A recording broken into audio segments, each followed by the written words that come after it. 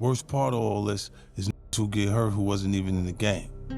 Or people who cared about us who got pulled into our just because they gave up. They losses you don't never get over. If you want to survive, you either civilian or a gangster. There ain't no in between. Stay in your lane, all in or all out. Sometimes you have to make a choice. You're either a civilian or a gangster. In Lou's words, he's a dragon slayer. He chose his path as a gangster. So as Kanan, he's also chose his path. But then you have those characters who are in between, and sometimes you can end up like Crystal. Those are losses that you never get over. For Lou, it is a timely return, in a moment where Rock's organization is crumbling beneath her. Marvin's mistakes, Stefano trying to play between Marvin and Rock, Unique attacking her organization, Kanan not being able to trust Rock, and also Snaps and Pop's manipulation. Nothing seems to be falling the Thomas' way at this moment, but now that Lou is back, will it be enough to help Rock win? And what exactly is Rock's plan? Whatever Rock's idea is and plan, they are still up against it in more ways than one, especially because the real players who have control over the whole board is Snaps and Pop, and they have Kanan right where they want him. So, episode 409 was another big episode where we saw 4 more bodies fall: Crystal, David, and Amber's foster parents. The first one, which was at the hands of Pop, that was a huge one, this manipulation. The older Kanan's narration at the end runs through exactly that.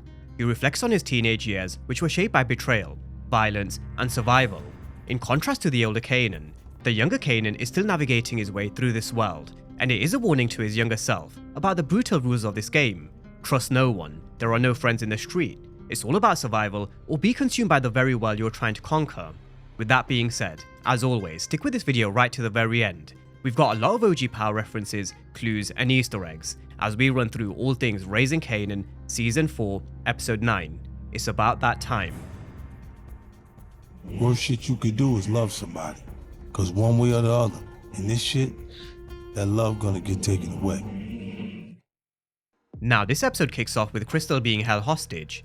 She's been held for a couple of days. As always, I do think it is important to establish the timeline from where we were in episode 408. Since she went to visit Rock and when she was taken by Pickett and Wiley, even Rock said a bit later on, Crystal came to see her a few days ago. So she's been held captive for a couple of days, drugged up, not even fed or clothed properly. They just left her here. We hear Kanan's narration telling us about the hostage situation, Crystal's death, and a warning from his perspective. The older Kanan is basically looking back on his life, which is filled with a lot of losses, and Crystal's death is one of those painful examples. The worst thing is, these are the people who weren't in the game, they were just in the wrong place at the wrong time. People who cared for Kanan that got dragged into his mess.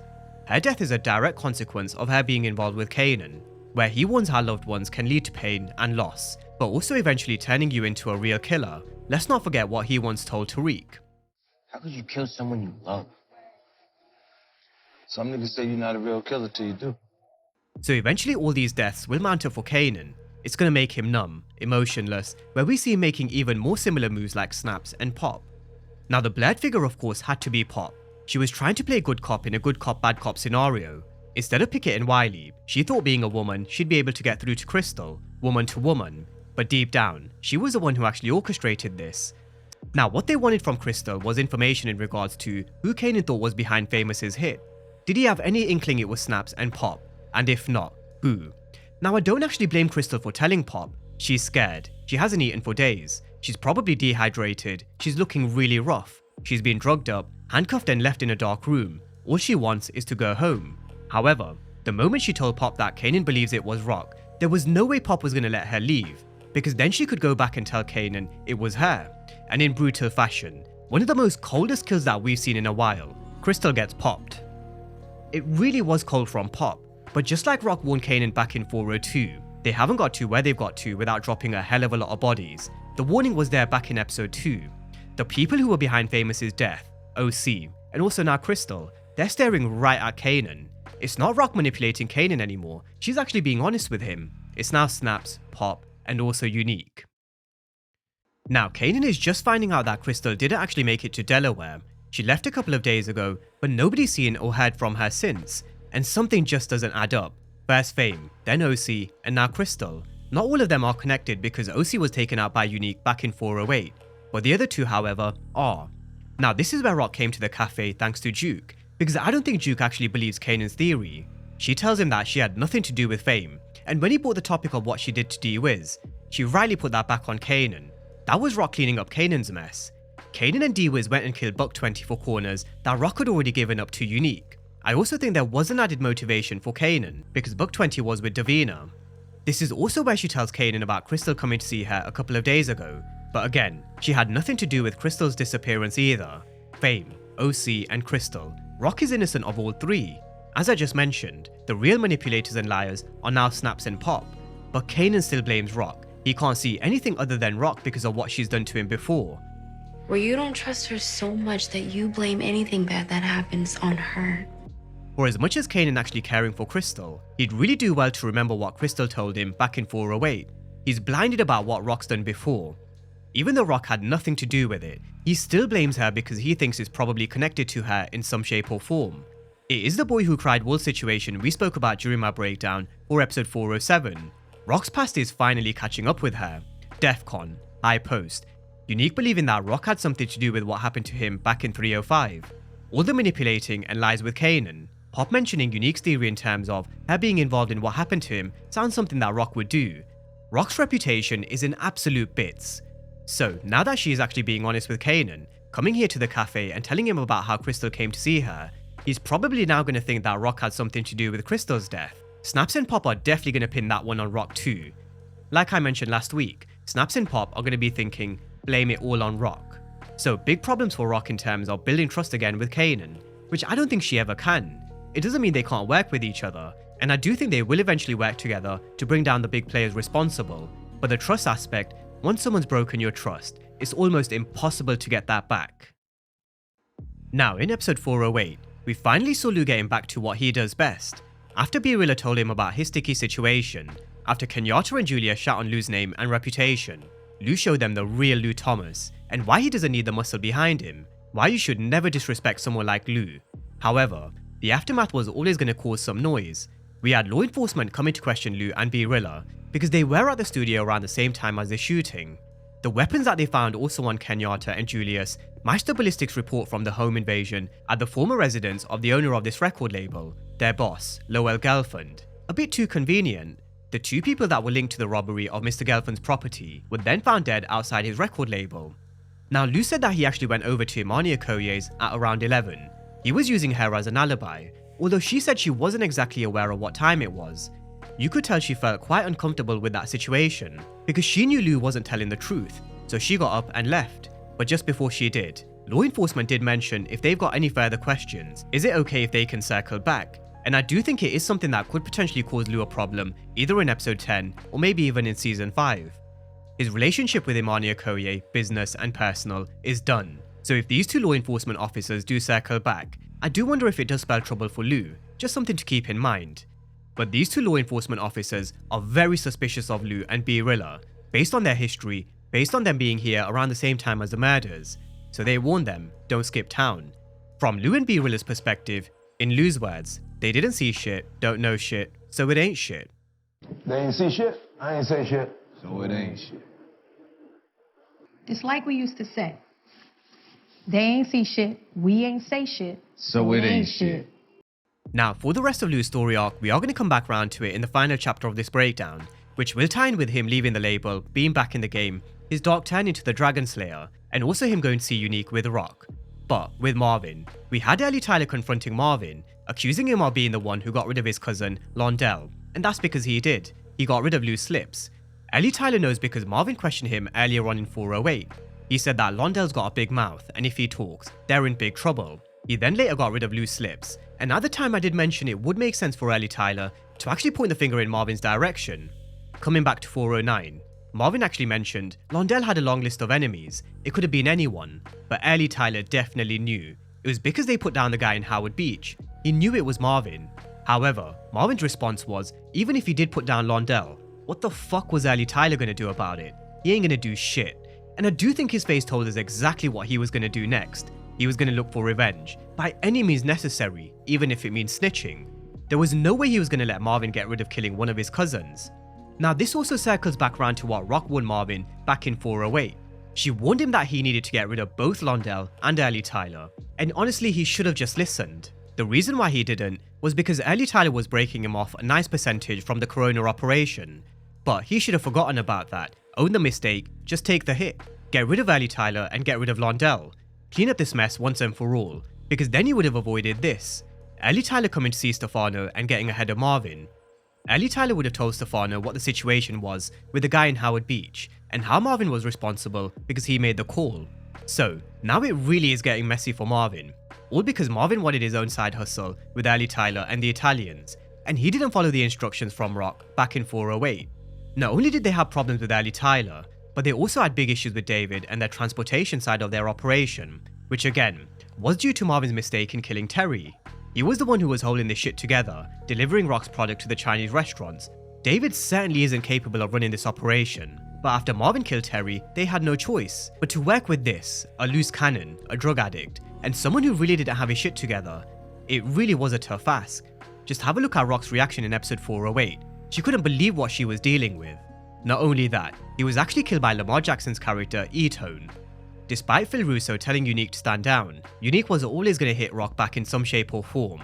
He has made a move with Snaps and Pop to try and broker a peace deal between Phil Russo and Stefano, and also hit Rock that way, but with Rock taking out Quan, Unique was always going to hit back. So we saw E-Tone following David to the bathroom, gun in hand, silencer on, and down went David, the second body of episode 9. Now just on Phil Russo, he knows exactly what happened. He knows this move was made by Unique, even though he told him, stand down. But he did warn Unique again. He isn't going to get into a war with New York over his bullshit and petty street wars. He knows if he backs Unique in attacking Rock and the Thomas' organization, that means he's attacking Stefano, and he definitely doesn't want that at this moment in time. In terms of David's death, as news starts to filter through, Rock and Marvin know they have yet another problem. Rock knows that without David and his trucks, they can't move their product. They've got a hell of a lot of product that's just come through from Hafiz and the Afghans. They made a big promise to the Afghans and made a big order. But now they have no infrastructure to move it to the Chinese restaurants. And who knows whether the person who steps in for David also wants to work with Rock. The last two people who have got into business with Rock, well, they've ended up dead. So who's going to want to take over next? And who's going to want to work with Rock? Now Marvin's suggestion was to use the trucks from Stefano. And meanwhile, while they were there, they could speak to him about hitting Unique back. But this is the big problem. Rock doesn't like the fact she has to answer to these Italians or run by them with the moves that they want to make. The Italians basically control them, while they sit back in their restaurants, sipping on their whiskey, having their cigars.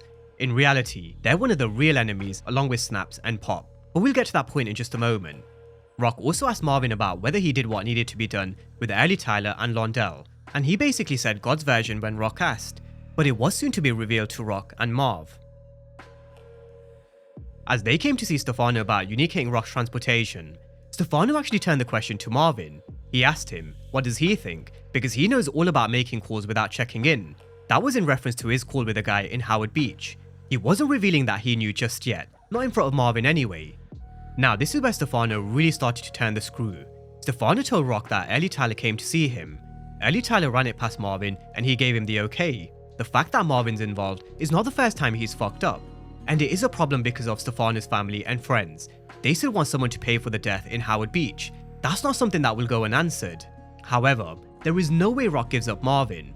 We've seen it before in season 2 when Marvin messed up with the whole Tony Deep situation, which ended with the death of Marco Baselli.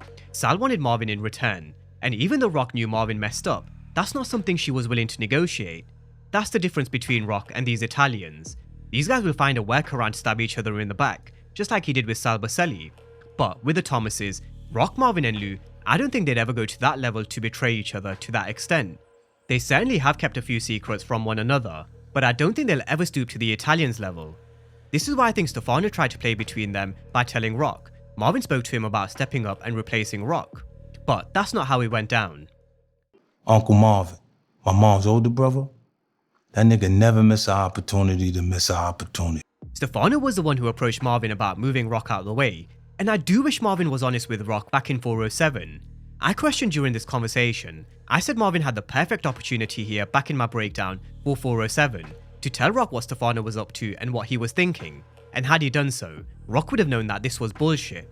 I do think she knows it's bullshit anyway, but I'm sure it does kind of plant a seed of doubt. However, in the grand scheme of things, she knows she can't trust the Italians. They're the real big bad here, along with Snaps and also Pop. Now outside the restaurant, Rock tells Marvin that Ellie came through and told Stefano everything. He messed everything up, and I think he knows Ellie Tyler has to go. But at the same time, Ellie Tyler and his family are going to have their guard up. There's also the small matter of this teaser I've been speaking about over the last 2 to 3 weeks, a red car coming under heavy gunfire. It could actually be Ellie Tyler and his cousins taking matters into their own hands, coming back after Marvin. So definitely something to keep in mind heading into episode 10. This is a scene we've still not seen, and I wouldn't be surprised if it is linked to this whole situation with Ellie Tyler. Now, while Marvin was actually waiting outside for Rock, he did also see a girl coming out of a school bus, which reminded him of Amber, Gerald's daughter, who we grow a really close bond with in season 3. Back in 403, Marvin came to see Amber. We saw this really warm embrace. We saw how happy Amber was to see her uncle Marvin. However, at the same time, I have been reminding everybody over the past couple of weeks, just keep an eye on this situation. They wouldn't have left this in here for no reason. I am sure Amber probably would have called Marvin. Now, it didn't exactly play out that way with Amber calling Marvin, but Marvin did find out she hasn't been to school in a few weeks. He then paid to get the address of her foster parents and made his way to go and see if everything was okay with Amber. Now, he was actually greeted by a pair of junkies who tried to bullshit Marvin, and he really did have to control himself. He had to go back to doing some of his breathing from season 2. But when Amber let out that scream, there was no way he was going to leave without making sure she was okay. He went to the back of the house, saw a locked door, which is where they were keeping Amber, and also a newborn baby. Now, this is where we saw one of them charging at Marvin, where he pulled the trigger, and then he pulled the trigger on the other. Both of them went down. In a rush, he told Amber tell the police that it was a white dude with tattoos, and he will circle back around to check in on her a bit later on. However, there is one person who does have a bit of vital information, and that's the guy at the school. He knows that Marvin came to get the address of Amber's foster parents, and there is also this loose end here that may end up coming back to haunt Marvin, as always. Uncle Marvin, my mom's older brother, that never miss an opportunity to miss an opportunity. Now with Duke, we saw her with Mara. Mara told Duke that Detective Garcia showed up at her door, telling her all sorts of things about Jukebox, her family, and the troubles that Duke has had in the past. The way Garcia found Mara was through a statement to the police after Aaron's death. She mentioned that Duke was a witness to one of those domestic violence attacks, which she was back in 404. Garcia was still being a pest and a bit of a rodent, even when Aisha turned up in New York, and where Duke was having a bit of a catch-up with an old friend, Garcia was on hand to ruin things. He actually wants Duke to work with him and give him answers in regards to potentially what happened to Fame, what happened at the warehouse with Ronnie and Detective Howard. At this moment in time, Jukebox point blank refused, just like she did back in 408. However, I do think that may end up changing because of what happened later on, when Garcia did her a solid in terms of digging up the information about Crystal. So, let's talk about the situation with Kanan and Crystal. Kanan on the hunt for Crystal goes to see Purcell Thompson. Now, we don't know too much about Crystal's backstory, but back in 401, she did mention that her father bounced on them. So, I do assume this is her stepfather, who apparently liked to creep up on Crystal in the middle of the night. So, I do think he deserved every single bit of what Kanan gave to him here, which I do think Kanan was actually kind with. We saw what he did to Freddy back in season 2, and if he really wanted to go harder, he definitely could have. But he doesn't know where Crystal is, nobody's heard from her, nobody knows anything, and Kanan's been left in the lurch feeling the worst. That's when he thought, do you know what, fuck this, I'm gonna go and see Unique. So we see Kanan strolling into the tailor shop, interrupting this conversation between Unique and E-Tone. Kanan wanted answers around Crystal, and he thought Unique might have them. However, he's actually got nothing to do with the hit on Fame or Crystal's disappearance. He tells Kanan his problem isn't actually with him, it's with Rock. Unless they are partners, then his problem is actually with Kanan. He even questioned Kanan's involvement in Ronnie's death, and I really did love Kanan's response. He didn't hold back for 1 second when he said, yeah, it was him, he got rid of Ronnie. But not only did he tell Unique he got rid of his brother, he said he'd do it again, which I think Unique really liked. Unique was looking at Kanan thinking he could do with someone like him. He actually kind of surprised him. He wanted Kanan to join him because not only does working with Kanan mess with Rock for sure, but Unique sees the talent in people. Back in season 1, he did something very similar with Lou. He tried to recruit Lou to his organization. He said he could do his thing with music, but hustle at the same time. Same thing here. He told Kanan if he wants to come out of Rock's shadow, he can give him away. He also said the same thing to Akbar. Kanan's connected to some heavy hitters outside of Rock, who are Snaps and Pop. Beefing with him means beefing with them. He actually really liked the fact that he's growing up, talking the way he is, putting the work in the way he is. Definitely haven't heard the last of this one, that's for sure. But with Rock, she was watching Unique over the past couple of weeks, and I don't think she'll be impressed that she saw Kanan coming out of his tailor shop. The last thing she needs is for Kanan to create an alliance with Unique, on top of all the other problems she has. Now, still in search for answers, Kanan rang 30 different hospitals, to see if they had anyone who went by the name Crystal Bradley. However, no luck, and he really is thinking the worst, just like he did when Lou questioned him about fame. This is where Duke said she might know someone that she can talk to, but it is complicated. And it's complicated because that person is Detective Garcia. Just like how Duke approached Burke back in season 2 for information on Kenya, she approached Detective Garcia. He gave her the information that they found her dead, but they have no leads. Now, leaving Famous's body in the manner in which Pickett and Wiley did, I did say that was really reckless. However, with Crystal, I do think it is meticulously planned. They definitely wanted the body to be found so they could pin Crystal on Rock too. But just before we come to that, on Jukebox and Garcia, back in season 2, Burke mentioned that she owed her one after she helped her find Kenya, and Garcia said the same. It's always a favor for a favor, and you can bet that Garcia will be back to collect that favor pretty soon. I do think it's going to be in episode 10 where he does come and collect. So definitely want to keep in mind, can Jukebox give him something? Can Rock and the Thomases use this, and can they give them someone and make it work in their favor? Or will it come back to haunt them? Now, at this moment in time, Kanan was none the wiser about Crystal's death. That information hasn't actually been revealed to him just yet.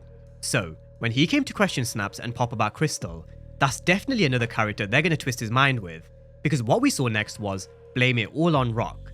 They told him that they heard back from their friends from the NYPD, who said the person that called the hit on Fame was Rock. Rock hired some dirty police to hit Fame, and exactly in the words of Snaps and Pop. Plot thickens. Now, I do think with this situation, of course, it's easy as us the audience to say the answer and the right people behind everything is staring Kanan right in front of his face. But he isn't to know. When he does, best believe he's going to be bringing down each and every single one of these guys. Kanan will turn the table on Snaps and Pop eventually, and that's when his name will ring loud in Queens as a person to get rid of these two big dogs. But at this moment in time, Snaps and Pop are showing why they're in the position they're in, why they're so feared and respected, how they got to their position. They're no joke, and that's why nobody wants to make an enemy out of Snaps and Pop. These are two serious gangsters, heavy hitters, and their next move is to probably blame Crystal's death on Rock, just to turn the screw even more, because Rock said it herself. The last place that she was seen was at Rock's. So let's see how it all now unfolds with Kanan, now that Snaps and Pop have thrown the blame on Rock. With that being said, let's talk all things Lou being back in the game, and him and Rock going to see Unique. Now with Lou, you could really sense and feel the turn with his character. Aside from Kane's narration in 408, him pulling the trigger and his smirk, in 409, his demeanor, the way he's now carrying himself, and the way he's now talking, you can really feel that he's back to being Lou Thomas, like the weight of the world has finally been lifted off his shoulders. Imani Okoye also told him she had no idea Lou was going to make her an accomplice because of the timeline he gave to the cops, but the way Lou turned around and said he wasn't looking at the fucking clock, Imani sat back in her chair and looked really scared. That's because Lou's done giving a shit about anything. He wants this power and respect in the streets. So, he didn't care that Imani Okoye was done working with him. In fact, when Mr. Gelfand was speaking to him a bit later on, when he was worried something similar would happen like Lou's last record label with Bulletproof Records, Lou just quit. He quit on the spot and said he was a street guy who does street shit. Now this does also cause a bit of an issue for B-Rilla.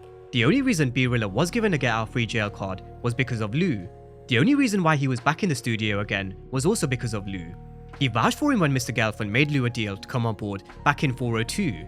But without Lou, I don't think Mr. Gelfand has either the time or patience for someone like B-Rilla. However, he did mention he isn't afraid to get Gully out here. If Lou's got any work for him, then B-Rilla's down. Like I mentioned earlier in the week, B-Rilla's situation hasn't changed. He still has a baby that he needs to look after. He still has a young family that he needs to provide for. So, even though their music dream might be over for now, you can bet they probably will end up working together at some point in street shit, because Lou is finally back in the game with Rock.